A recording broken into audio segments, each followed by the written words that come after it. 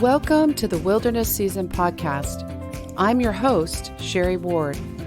I have a passion to bring hope and breakthrough to those experiencing the toughest times of their lives.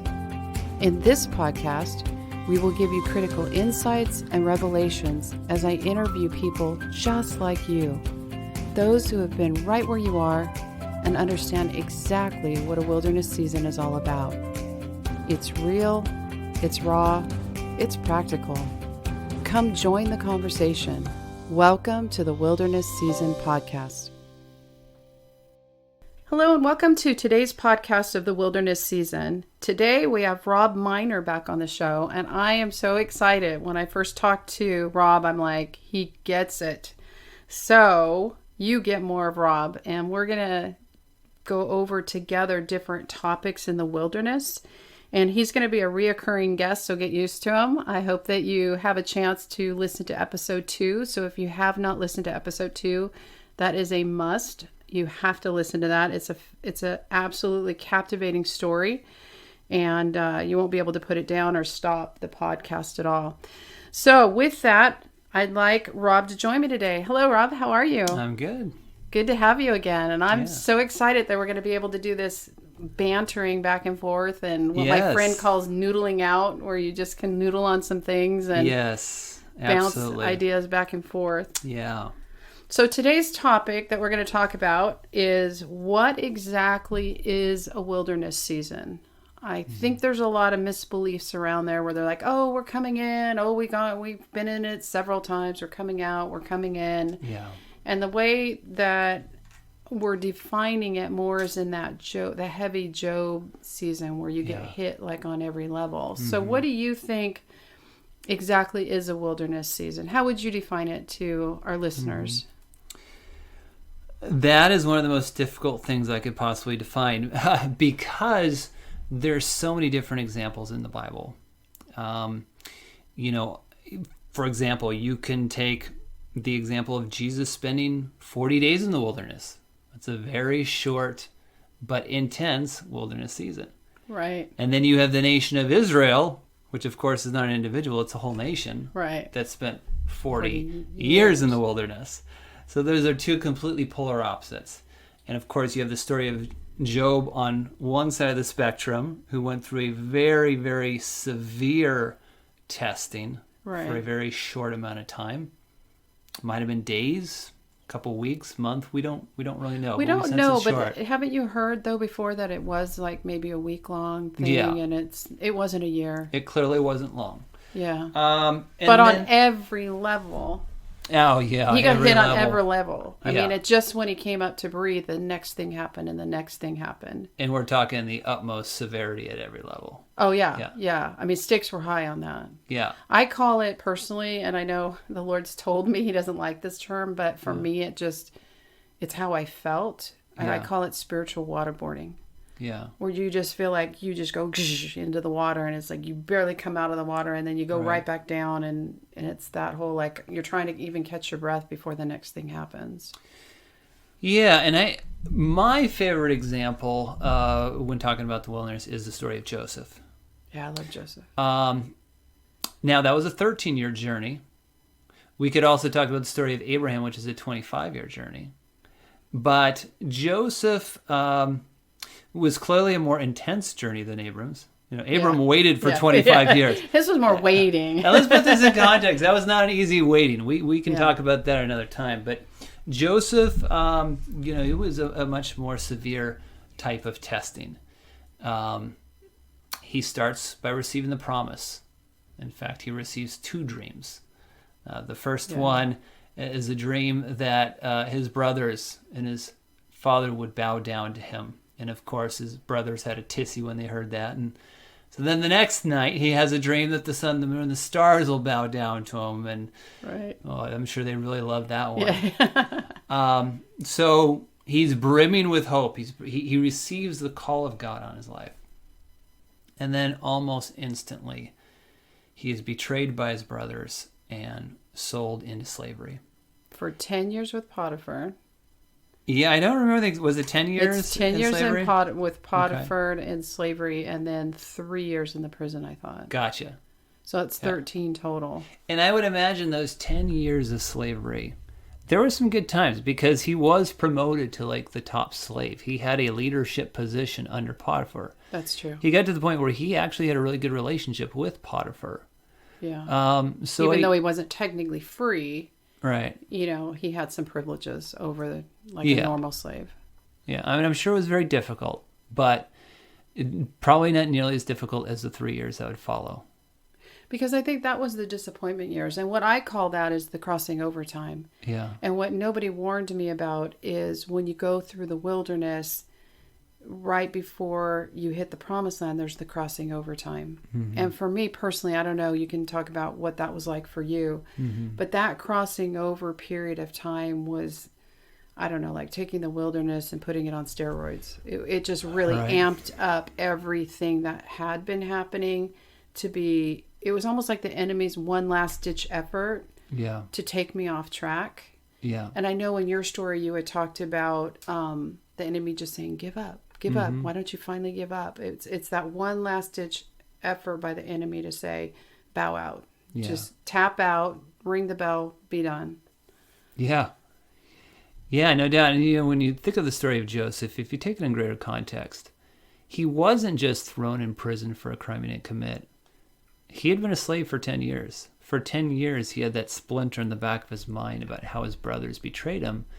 But he also had that vision that God had given him with those 2 dreams.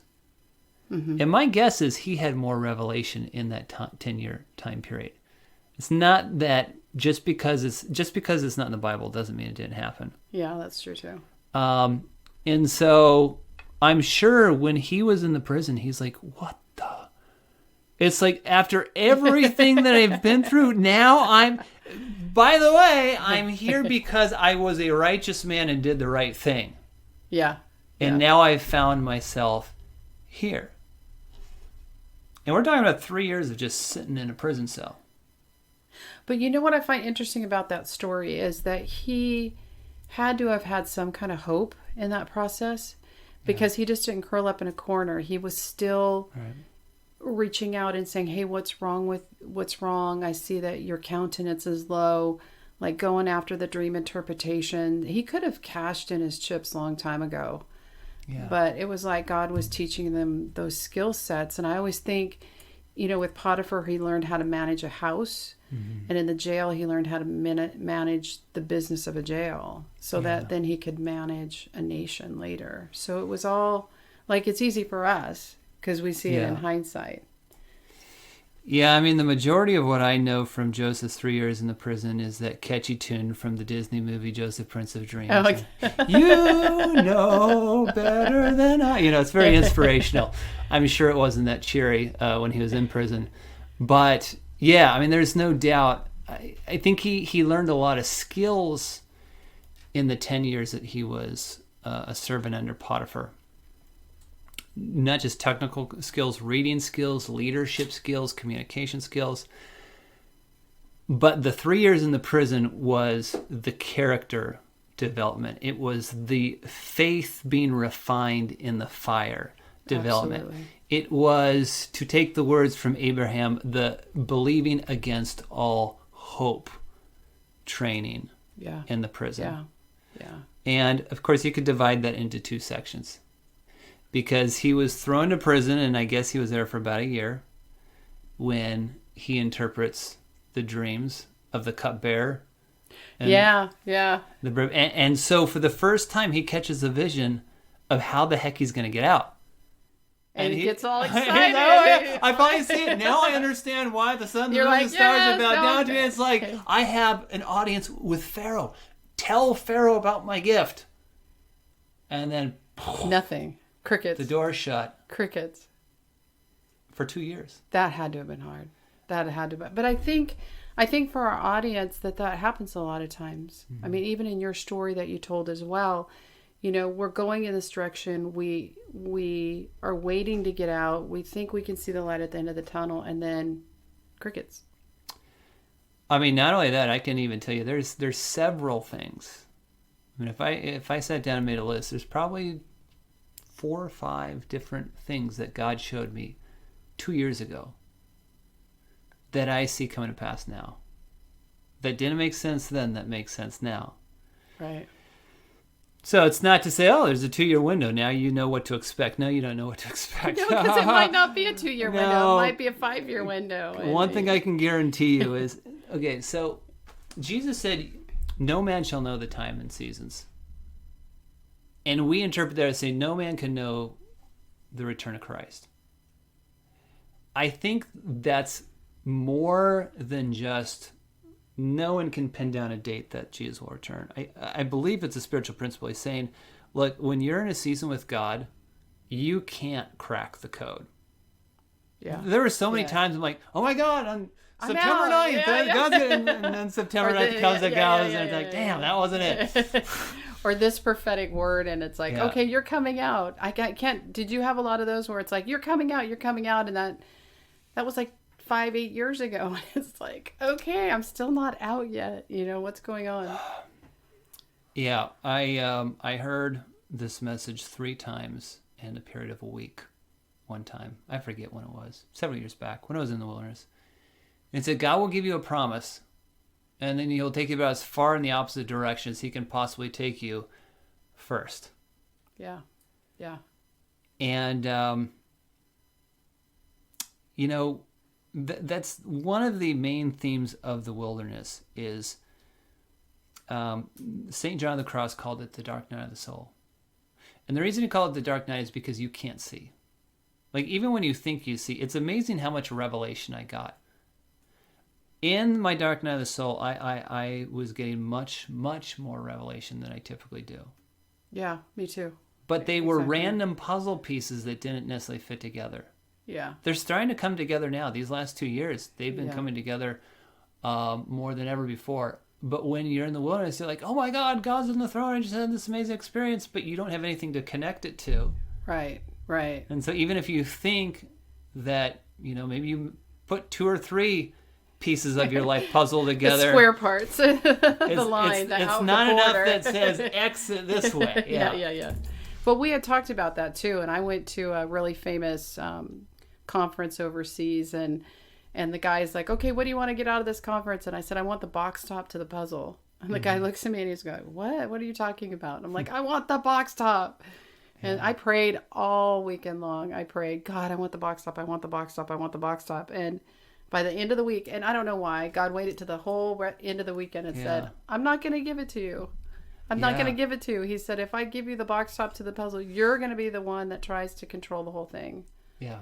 And I can't give it to you. But fast forward, I don't know, 8 years ago, you know, to now, probably a year ago, he's like, okay, you're ready now. I can trust you with the box top to the puzzle of all these random things I've given you, all this revelation I've given you. It's this convergence. Yeah.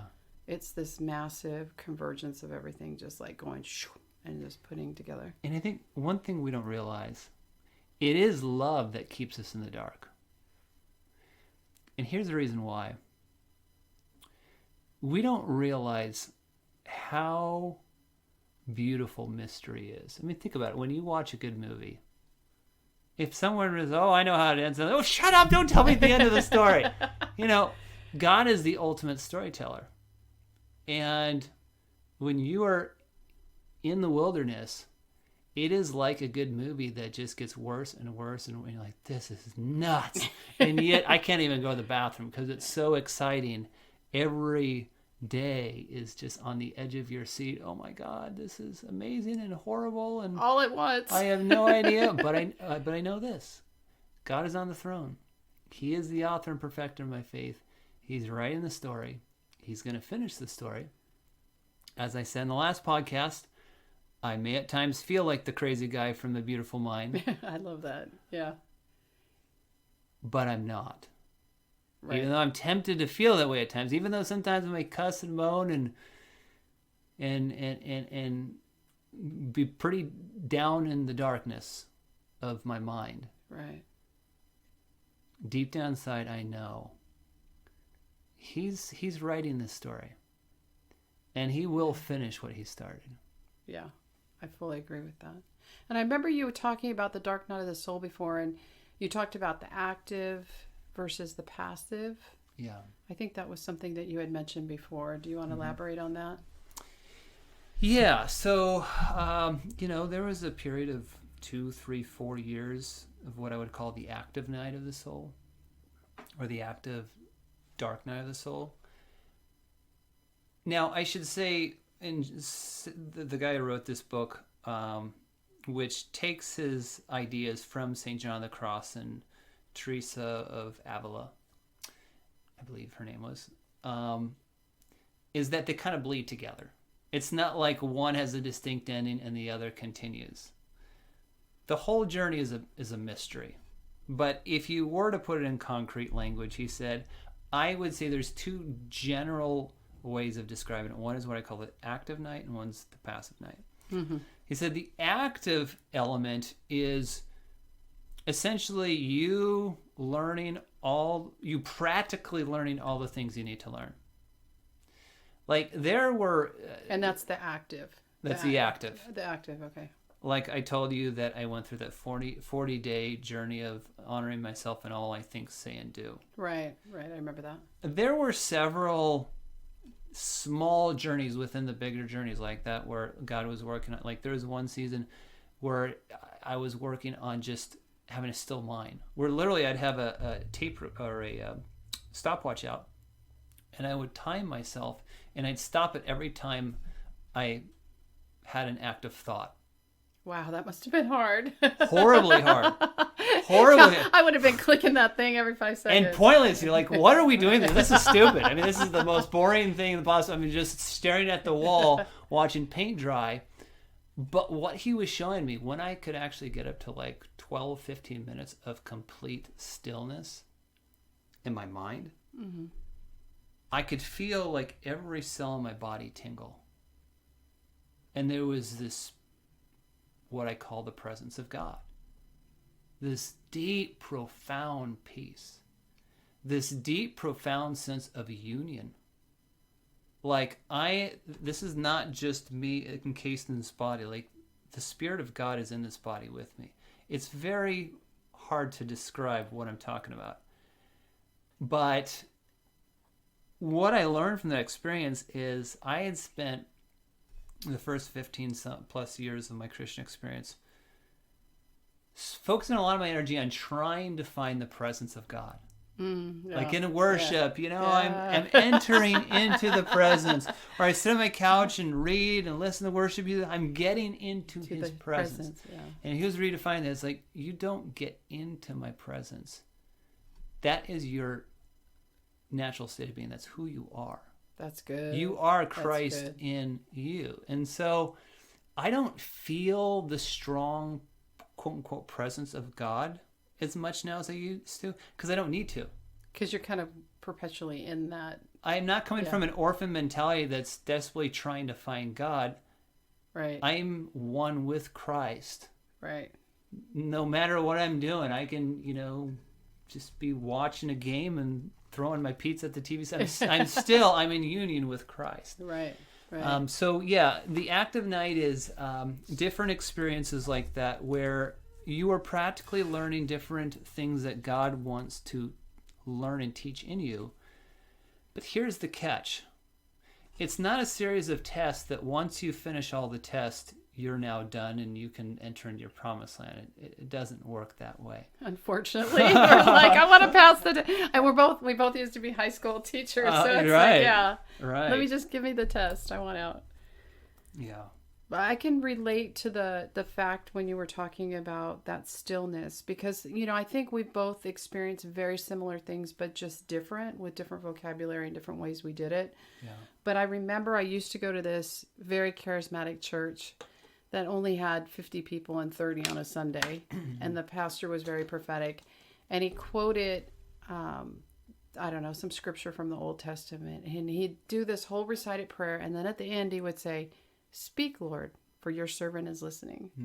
And I remember sitting in church going, and everybody was very intently hearing from God. And I was going, "What are you saying? I don't hear anything. Yeah. Are you telling me anything? What are you doing?" Yeah. I would just completely be this spiritual spaz trying Yeah. to hear from God and go, are you talking to me? Because I don't hear you. But Right. through the wilderness was where I got still enough to be able to finally hear him. Yeah. And I remember, for you, it was just no active thought, for as long as you could. For me, he said, just be. Yeah. And I can see it in other people's journeys in the wilderness. And I call it the just be phase. Yeah. And I had, I'm an A+ personality, go, go, go, go, go, on the run.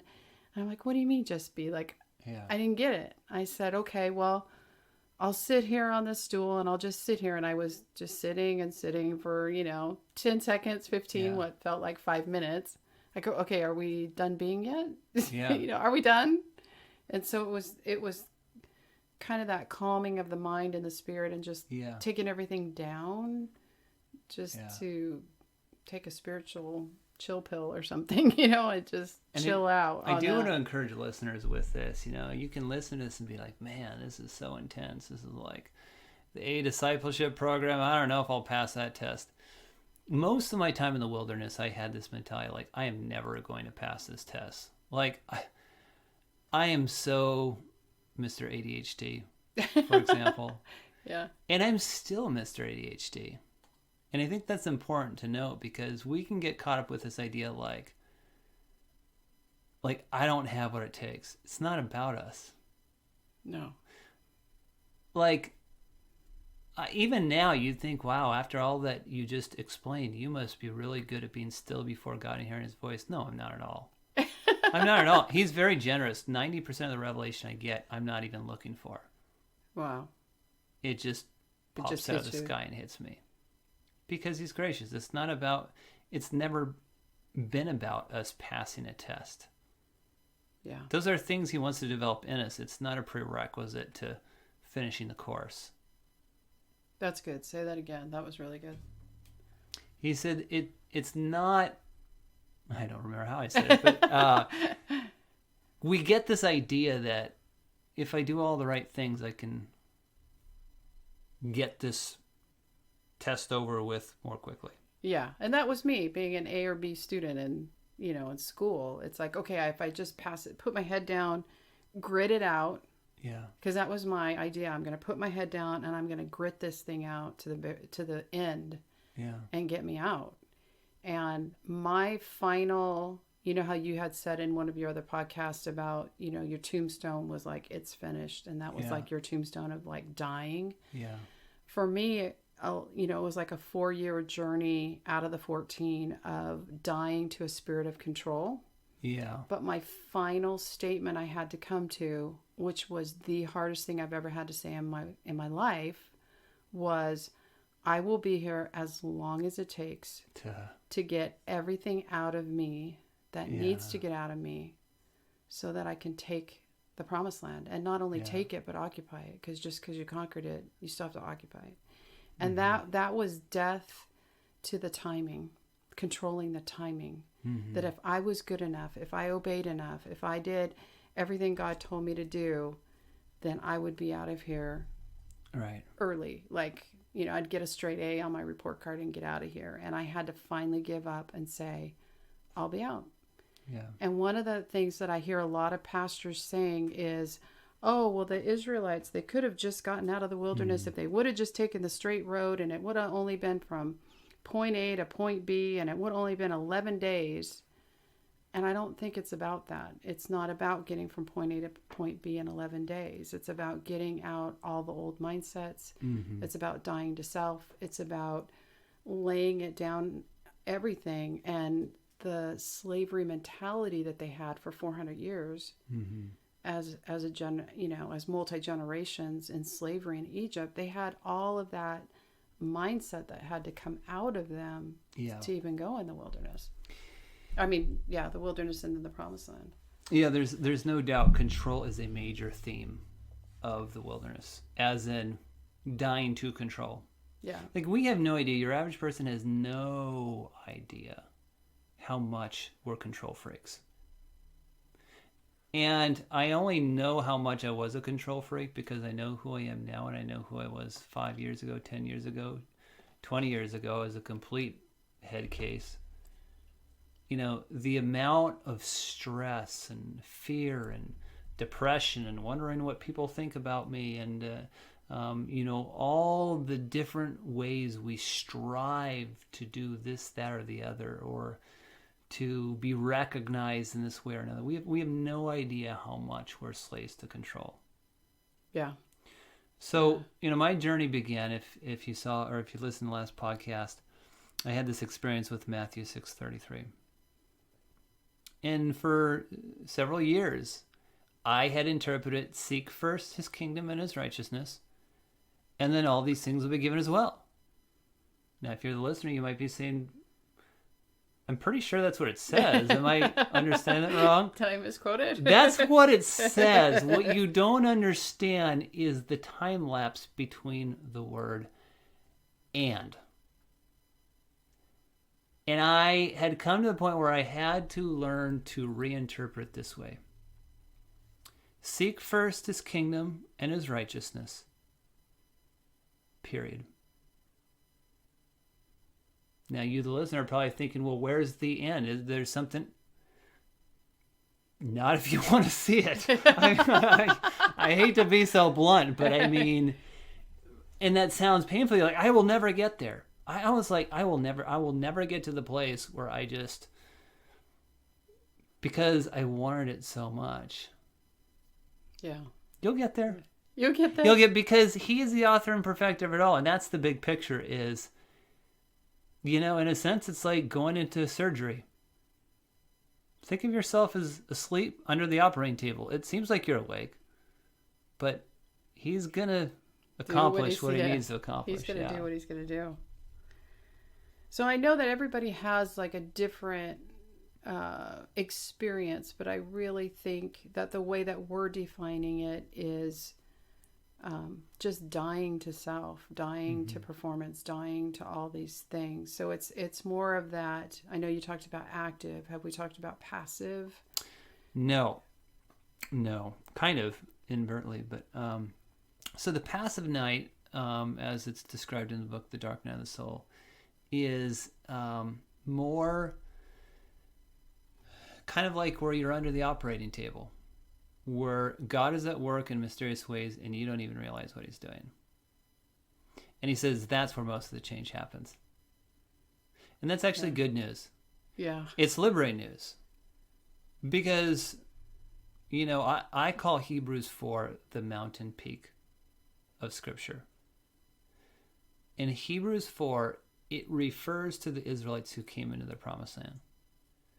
And it says, but they did not mix it with faith. It literally says that even though they came into their promised land, they did not enter into that rest. That's good. It's pretty sobering. Yeah. It's quite sobering. But it's actually quite liberating too. Particularly because he is the author and perfecter of our faith. You just go on the journey, he'll finish it. But the entering into that rest is our liberation. Yes, it's a death, but it's Jesus said you must lose your life to find it. Yeah. Yeah. And we have no idea how valuable peace is until you really come to the other side. So for our listeners, I mean, for me, I don't, just be still. It was just something that I actually sat down and just tried to be as still as I could be, even though my mind was completely racing. So do you have any techniques or like for that piece of the journey where it's the just be or the be still? I mean, especially coming, right. You said you're ADD. So do you have any tips for the audience? Yes, my tip is there are no tips. Sorry. No guidebooks. Sorry, guys. No guidebook. I mean, what I mean by that is like all those tips, like, God training me to be still. Like, I don't do that now. I can't do that now. If I did it now, I probably wouldn't be able to do it for 2 minutes. I mean, if I train myself, but for the most part, well, you might say, well, what was even the purpose of that? The purpose was just catching the vision that I don't enter into his presence. His presence is who I am. Yeah. I am one with Christ. Once, you understand, once you have that identification branded into you, you don't need to practice being still per se. I'm still very much kind of ADHD. Right. I would define Hebrews 4 as just take a chill pill.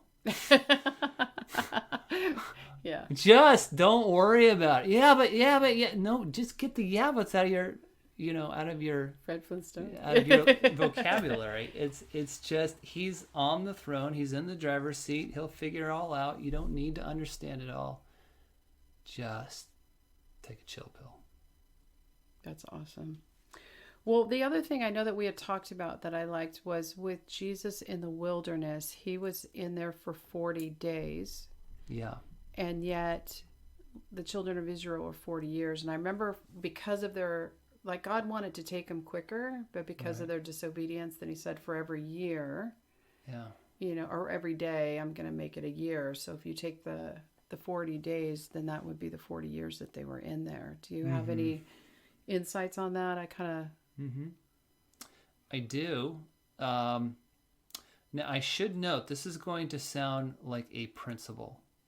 Like if you just master, if you pass this test, which there is, you get an A in the course, then you get out. No, unfortunately, it's a process. It doesn't quite work that way. But I will say this: in Jesus' 40th day in the wilderness, it says that the enemy came to him, and 3 times Jesus said, "It is written, it is written, it is written," and then he said, "Be God, Satan." Later, Jesus said, "Man does not live on bread alone, but on every word that proceeds from the mouth of God." That's basically, he was saying, remember how I got out of the wilderness? It is written, it is written, it is written. In other words, he's not getting into a debate with the enemy. He's not looking over his track record being like, I don't know, God hasn't worked this way in the past. It's just, I'm going through hell, nothing makes sense. God is the author and perfecter of my faith. Yeah, but God is the author and perfecter. The Keep word saying it over and over again, yeah. Because when we're in pain, our instinctual reaction, our knee-jerk reaction is, no, you no longer live, but Christ lives in you. The life I now live, I live by faith. Right. In the Word of God. Right. So back in Deuteronomy, before the Israelites came into the Promised Land, actually, I don't remember the exact timeline, but God's talking about the manna that he gave them in the wilderness. And he says, I'm going to give you manna that neither you nor your fathers knew about. And I'm doing this so that you might learn that man does not live on bread alone, but on every word that proceeds from the mouth of God. So when Jesus said that, it wasn't just some cool token saying that popped into his head. He was quoting scripture from before in the wilderness. That's right. And if you look up the original word wilderness in the Hebrew, it's midbar, and midbar means mouth. Oh, I did not know that. Yeah. So the actual original word for that is mouth. So I think it's very important, like what we say over a situation as we're in the wilderness, and what we speak over it. I know for me, I don't know if this is true for you, but I was just going, oh my gosh, this is hell, this is hell, this is hell, like this is hell. And that God becomes your reality really quickly. Yeah. And I felt like God said, don't you ever call the wilderness hell. Yeah. Don't call it that. He said, because it's not. Yeah. And then at one time I remember saying, God, just throw me a bone, throw me a bone. He's like, what are you talking about? I'm throwing you a steak. Yeah. I was like, what? Like, does not compute. My mind I didn't get it. I didn't get it at all. So I think some of the things we're talking about today is these are some concepts that we learn in the wilderness, and there is no magic formula. Right. What is the wilderness? It's kind of that passive and that dark side of the wilderness. Yeah. And balancing both, but it's a journey. And there is no, unfortunately, guys out there, we're not going to give you the 10 quick and easy steps to get out of the wilderness and just do these 10 things and you're just going to blaze a trail and get right out. And it's not going to take you 11 days. And I don't really think that that's what it's about. It's about the journey. Yeah. It's about giving up control. It's about partnering with God. Yeah, and I think more than anything, it is about going on a journey with him.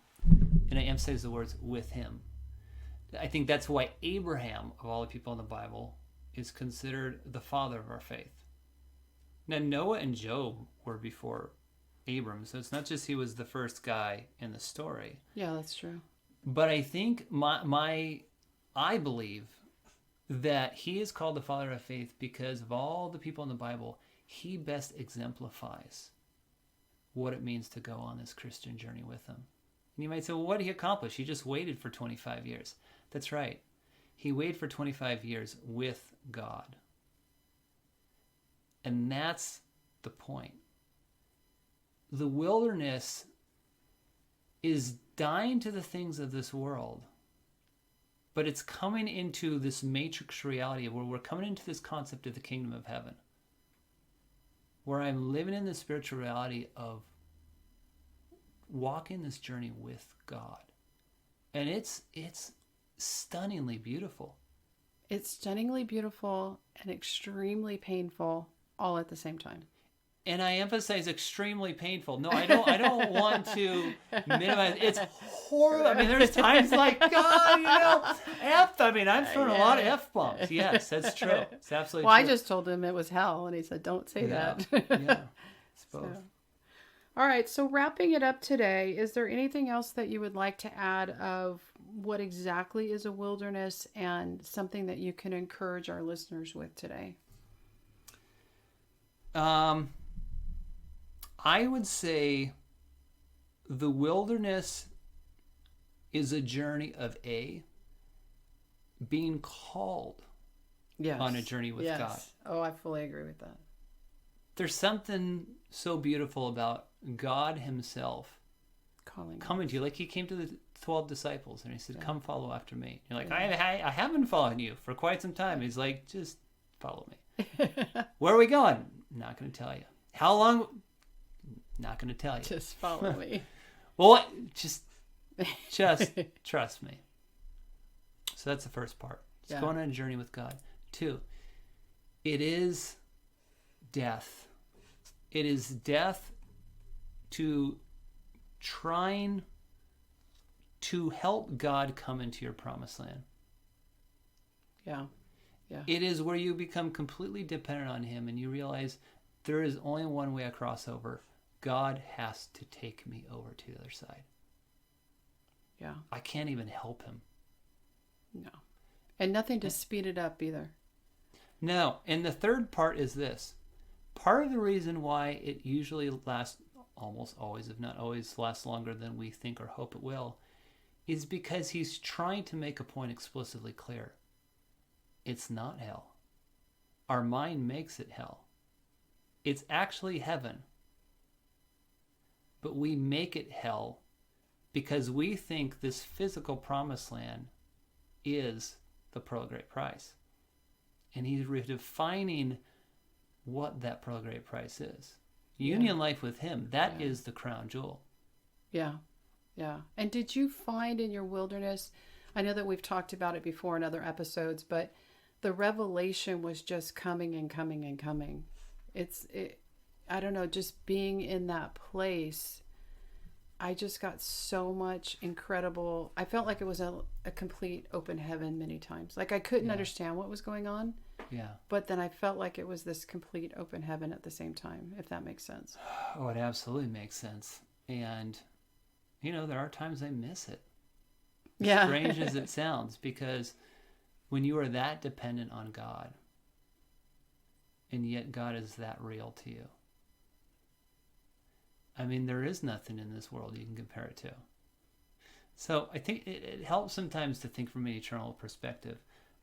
I'm going to be in heaven one day. I'm going to spend millions and millions of years in eternal glory. But I'm not going to have too many moments like this on the earth. And it is, in God's perspective, in the angel's perspective, it is infinitely sacred place. Oh, that's good. And it helps to take a step back and remember that at times when you're there. Yeah, I fully agree with that.